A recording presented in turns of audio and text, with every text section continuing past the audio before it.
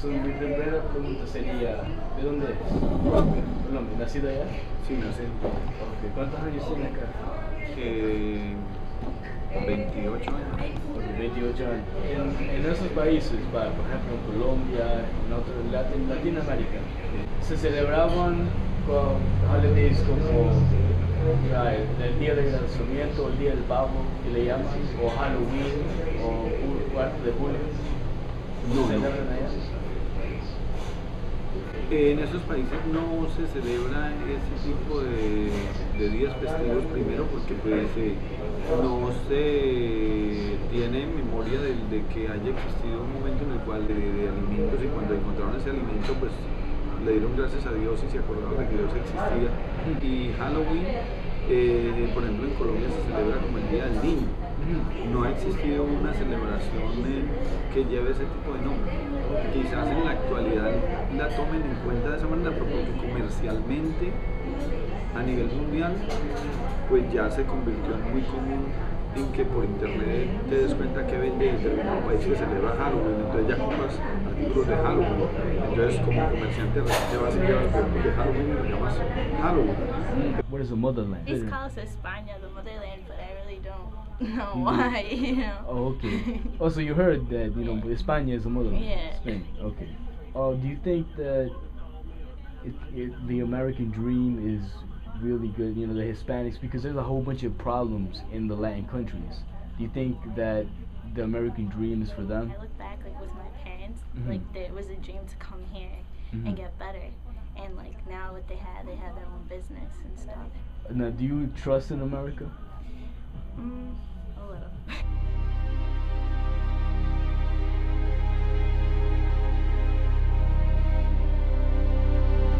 Shalom, my name is Gedaliah, and to my right, Brother Leon. now today, I'm going to be speaking about how Hispanics have been assimilated to America and how our ancestors were assimilated by the conquistadors. And we can prove that with the Bible and with history books. Because you so-called Hispanics, you're the Isralites of the northern kingdom of Israel. Now read Hosea chapter 7 verse 9. The book of Hosea, chapter 7, verse 9. Strangers have devoured his strength. Strangers have devoured his strength. Who are the strangers? 1492, Christopher Columbus, Hernan Cortez, Ponce de Leon, all the other conquistadors that took over this side of this planet. They devoured the so-called Hispanics' strength, the real Israelites. What is the strength? These laws. Because when you read in the Bible, keeping these laws was what maintained us on top of this planet, controlling this whole planet.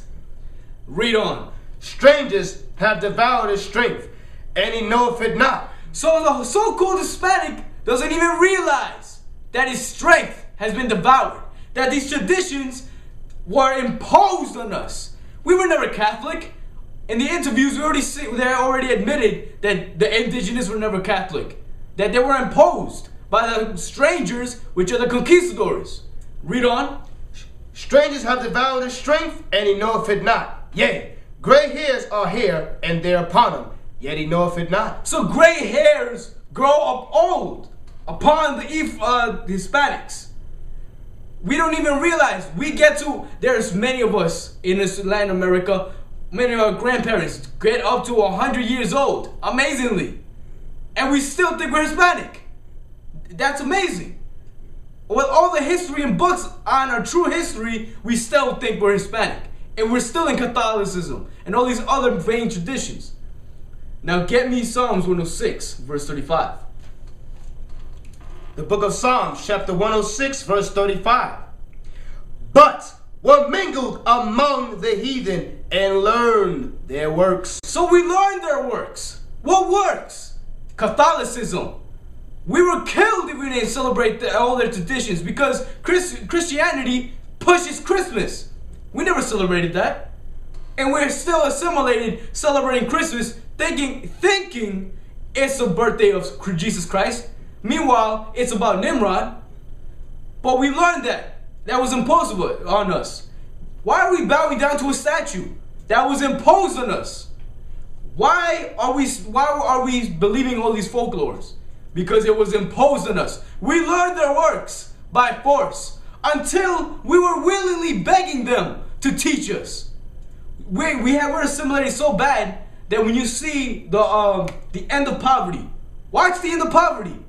In the Catholic Church, you have the more pure-blooded native and indigenous people on the floor, separated for the lighter ones, sitting on the floor, and this woman is still begging to pray to a statue, a piece of rock. So now give me Lamentations chapter 4 verse 17. Lamentations chapter 4 verse 17.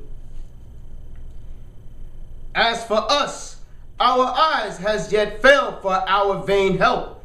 In our watching, we have watched for a nation that could not save us. So we've been watching a vain nation, trying to get help. Why do illegal immigrants, so-called illegal, coming to America? We're coming here for help. We think our life is going to be grand when we come here. But this help, this society, it's vain. Why? Because our strength, we're weak. We don't follow these laws. That's why we're the bottom of society. That's what we're called minorities. That's why we always live in the worst conditions, whether any side of the planet. The majority of us chase this American dream that is vain because we think we own our houses, we think we own our cars, we don't know nothing. Yeah, that's right. Your parents don't know anything because America can easily take it all away. And they don't even have to pay you for anything. Now give me Lamentations 5 verse 2. Lamentations chapter 5 verse 2. Our inheritance is turned to strangers. Our inheritance! I asked in the people in the interviews, who do you think North America and South America belong to? They said, some of them said, oh, they were beating around the bush, but the majority of them admitted it belonged to the Hispanics, so-called Hispanics, the northern kingdom of Israel. But what? Our inheritance is turned to strangers, our houses to aliens. But our inheritance has been turned to aliens. Who are the strangers again? The Caucasian race, those conquistadors that came over and took our lands, that ravished our women, took our identities and gave us false identities. Well, read it again. Our inheritance is turned to strangers, our houses to aliens. So they call us aliens, trying to come to America for help. But what does the Bible says? That they're the aliens, and they call us aliens. Now give me Romans 12 verse 2. Romans chapter 12 in verse 2. And be not conformed to this world. Be not conformed to this world. What does the word conform mean? To be assimilated, to be taken up mentally, to be absorbed into a macro culture. This American society, this Eurocentric society, this Eurocentric education, or everything. We've been absorbed. But be ye transformed by the renewing of your mind. So renew yourselves. Realize that you are the true Israelites of this Bible, and that we need to return to these laws. Read on. Be ye transformed by the renewing of your mind, that ye may prove what is that good and acceptable and perfect will of God. What is the perfect will of God? Our strength. These laws, this Bible. That good news that we are the Israelites, the true and only children of God. And you bow down to that white image of Jesus Christ. Meanwhile, it's a portrait of Caesar Borgia. Prove to me that Christ is white. I want to find out that thing. Where in the Bible does it say that? Because according to Revelation chapter 1, 14 and 15, he was a black man. According to Daniel chapter 10, verses 5 and 6, he was a black man. So what are you talking about? That proves that you've been assimilated. Right. You've been learning lies all along. You've been raised to believe these things. You've been raised in assimilation. But you don't even acknowledge that. You don't read.